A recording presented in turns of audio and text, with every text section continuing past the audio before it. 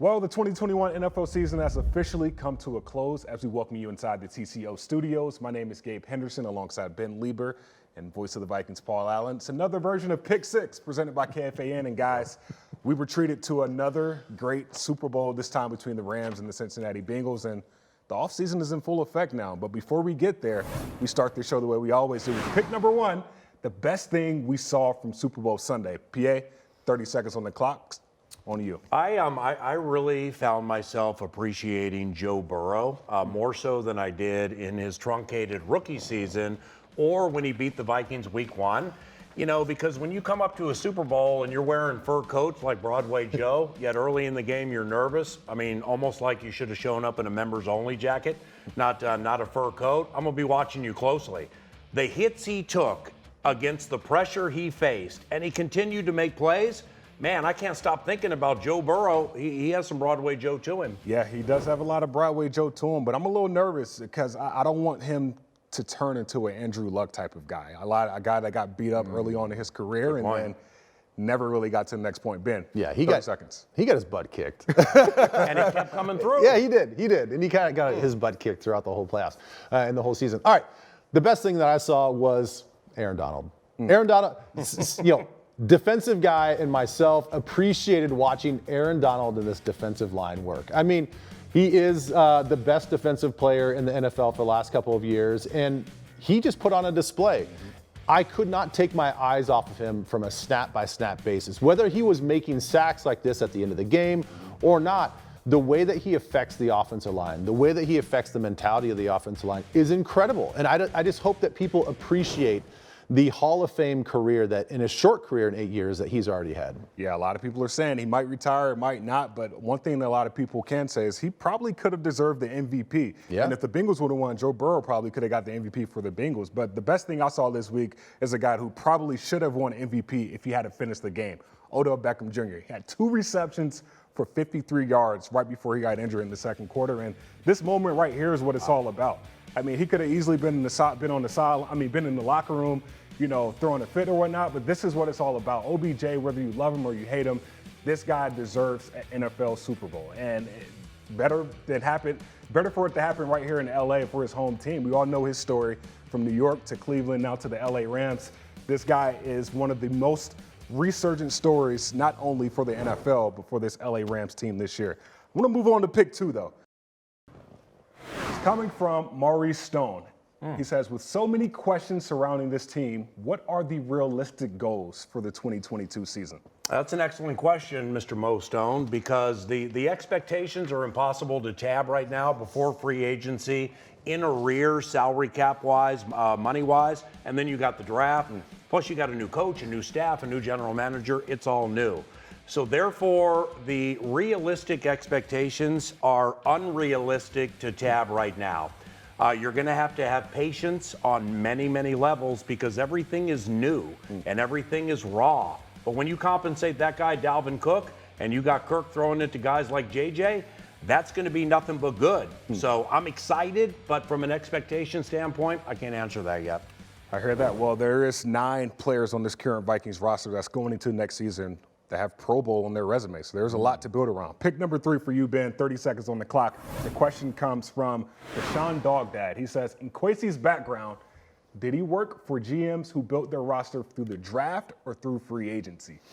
Ooh, Dogdad, that's a good question. I think that's what everybody wants to know is, are you going to build through free agency or are you going to build through the draft? And I think everybody wants to build the foundation through the draft, and that's exactly what Kwesi has done, and that's where he's been around with both the 49ers and with the Cleveland Browns. Let me just go through a couple of the drafted players. And keep in mind, I highlighted some of the defensive drafted players because I think if you look at his resume with Fred Warner, Nick Bosa, Dre Greenlaw, who's an outstanding linebacker, Grant Delpit, Greg Newsome, and Jeremiah Owusu-Koramoah in last year's draft. I think these guys, what he's been a part of in their evaluations and their analytics have found you can find some really special defensive players, not in the first round and not in the second round, but even later in the draft to really build your foundation. So yes, through the draft. That's a good point, through the draft. Draft coming up here pretty soon, April 29th, so guys, stay tuned.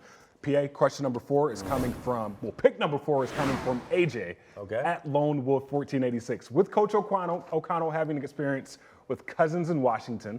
Do you see this as a better way to help Cousins be more aggressive in the pocket? Yeah, this is the right of winter involving Kirk Cousins. It's like when you got a 60-some-odd% quarterback with a big arm, right hash mark to left boundary, vice versa, bootlegs like this, plant, fire, big arm. What can we change to make better? People always want to go to, can Kirk get more aggressive in the pocket and maybe run more? Well, that's not who he is. So the sliding in the pocket and the recognition of awareness, mostly self-awareness on what he needs to improve, Kirk's all over that, and he gets better every single year. So I like the synergy between the two, and Kirk's just going to continue to get better incrementally. But if you think he's going to turn into a running quarterback, it ain't happening. It ain't happening. Well, for what it's worth, Kirk had 179 rushing yards in Washington with Kevin O'Connell. That's still the most rushing yards he's had in the season. Ooh, 179. Yeah, whoa. Fran, Whoa. hey, Put those track cleats on. Look out. Mike Vick shaking on people. Hey. Maybe 180 this year, no? More importantly, we got a pick number 5. Ben, it's coming from Anthony Palmieri. He says, we could use some interior offensive linemen, but the defense has a lot of holes. Where do you see the team going at pick number 12? Tony, I like where Tony's thinking. Well, I'm glad you got this one. Yeah. You know, I look at, it looks like this defense is going to shift into a 3-4 base. And now a lot of these defenses are hybrid anyway, so 3-4 may not be that big a shock to this defense and this personnel. But I think even with the guys that we have, you have to bolster this defensive line. It sounds like, if you listen to experts, this is a pretty deep edge rushing class. So maybe you don't use that first round pick as an edge rusher because you can find one in the second and third round and beyond. Tyler Linderbaum, the center from Iowa, sounds like is a surefire pick, potentially all-pro type of guy. He could be there to shore up the interior part of your offensive line. But also keep in mind for a guy like Jordan Davis, the big defensive tackle from Georgia, if you're going to go to a 3-4 defense, you need that big dude in the middle. And I think Jordan Davis, if we're talking specifics, the interior part of the defensive line needs some help. Yeah, you want a quarterback who's going to get aggressive in the pocket. I mean, Liberty, Malik Willis, what are you going to do if he's there at 12? He's aggressive in the pocket. He moves, right? Well, if you go back to 2012, right, the Vikings they've drafted 14 guys in the first round. 7 on the offensive side of the ball, 7 on the defensive side of the ball. Who knows? But one thing we do know is pick number 6 is coming up. Yeah. And pick number 6 comes from Peyton Paulson. Do you think Kevin O'Connell and Kwesi can bring us a Lombardi trophy? PA, start with you. Well, I mean, your patience are going to be required here, as I said, because everything's so new, and don't be afraid of new. Embrace old becoming new, and I'm not disrespecting the previous regime.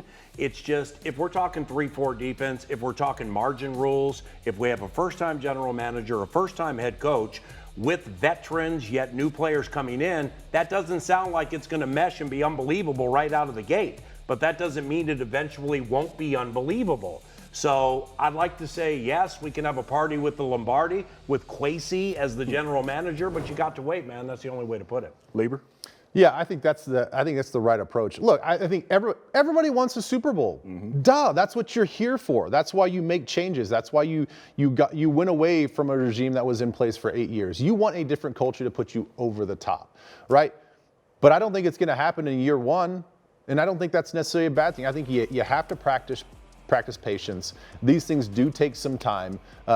Can these guys do it? Well, yeah. Why wouldn't they'd be able to do it? You know, this team is not that far away. I know that you look at the record and you look at all this other stuff, but you also look at how many close games they were in. I think a culture change, a little different mentality on defense, and all of a sudden now we become a playoff caliber team. And then once you get in the playoffs, anything can happen. Look at the Cincinnati Bengals. You get hot at the right time, you find the right matchups, luck sometimes goes your way, and you find yourself in the big game. So is it going to happen? I don't know. I hope so. Yeah. I think that everybody should have their hopes as high as possible because it's got a new, fresh feel to this organization. Hey, and like Ben said with the Bengals, I mean, their offensive line was a problem for them all playoffs, and they found their way around it with a second-year coach who into the game was 16-32-1.